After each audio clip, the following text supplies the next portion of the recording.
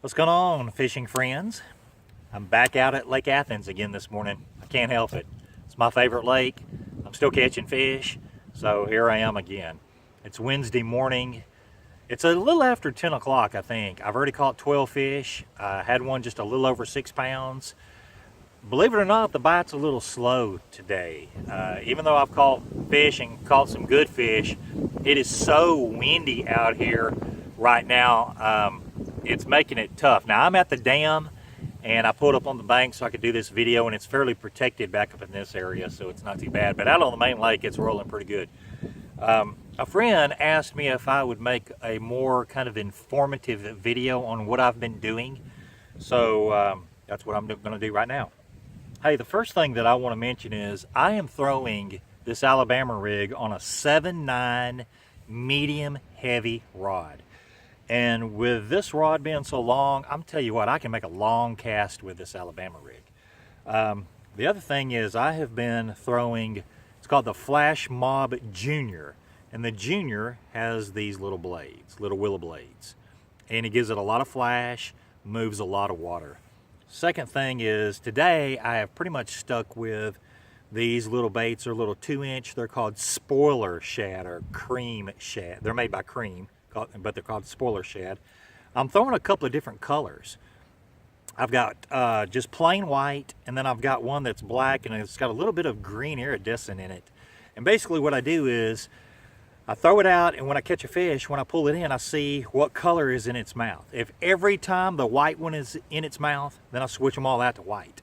If the opposite is true, where they're constantly hitting the little black and iridescent green there, I switch them out to that. Most of the time it's random. I don't think it really matters. Sometimes it does make a difference.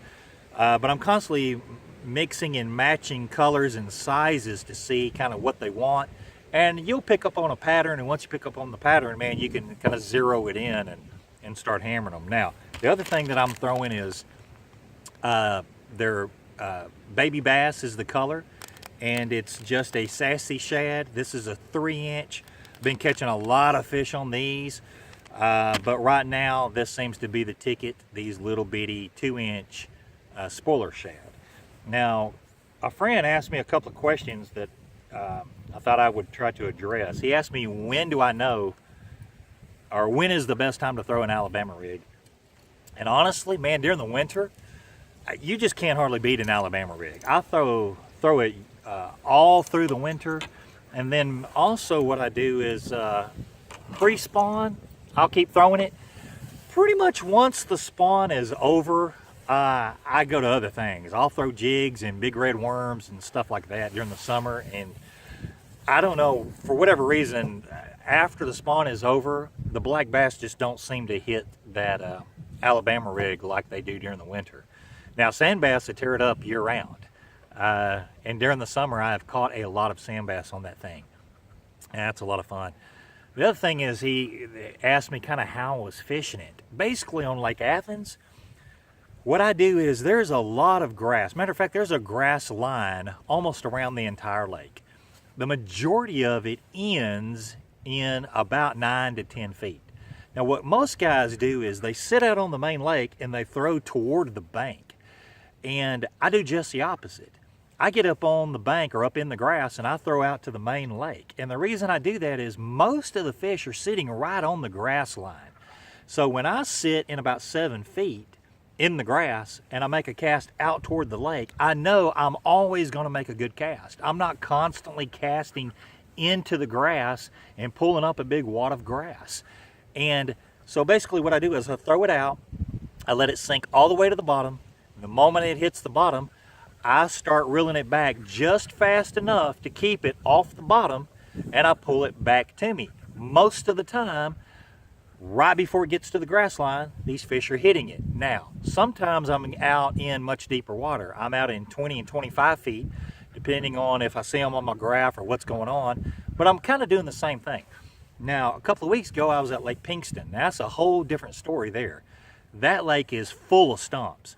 If I throw this Alabama rig out and I let it sink completely to the bottom and I pull it back, I'm going to get hung on stumps every single time I do it. So what I did is I would throw it out and I'd count it down. first thing is, and I can't stress this enough, you need to know what you're throwing at. You need to know what your target is. At Pinkston, I grew up fishing Pinkston, so I know, even though it's stumpy, I know what it looks like. Most of those stumps are single stumps, okay? They don't have a bunch of branches coming off of them. It's just a single stump, and then off on the bottom, most of the brush that's sitting on the bottom, the limbs and stuff, only come up about 5 feet, okay? Now, you do have some, of course, that are a little higher than that. So what I do is I count down that Alabama rig. So I make a cast out, I'll count it down, and before it gets to the bottom, I start retrieving it back. I want to keep it about 5 feet off the bottom or a little higher, because I want it to go across or right above the brush that's sitting on the bottom. Now, in 2 days of fishing Pinkston, fishing in the stumps, I only lost 1 Alabama rig. And the key really is, if you're fishing stumps, you got to learn what's a stump and what's a fish. The moment you bump a stump, you can't set the hook. If you do, you're out of luck. So the moment you feel a snag, stop reeling. Normally what I do is I troll to the other side of the stump. I give it a couple little taps. If it doesn't come off, I've got a really good lure retriever that I made. It's real heavy. I can put it on there. I can knock it off. Now, if you're using braided line, a lot of times you can just pull real hard and you'll bend one hook and you'll get it back. I personally don't like doing that, and I personally don't like braid. I'm only using 17-pound fluorocarbon, and most of the time I'm using 14 pounds. So that's just a personal choice. That's what I like. But that's kind of what I've been doing out here. Like I said, I've been hammering the fish. It's been great. Tomorrow I'm going to go to Lake Winsboro. I've never been on that lake.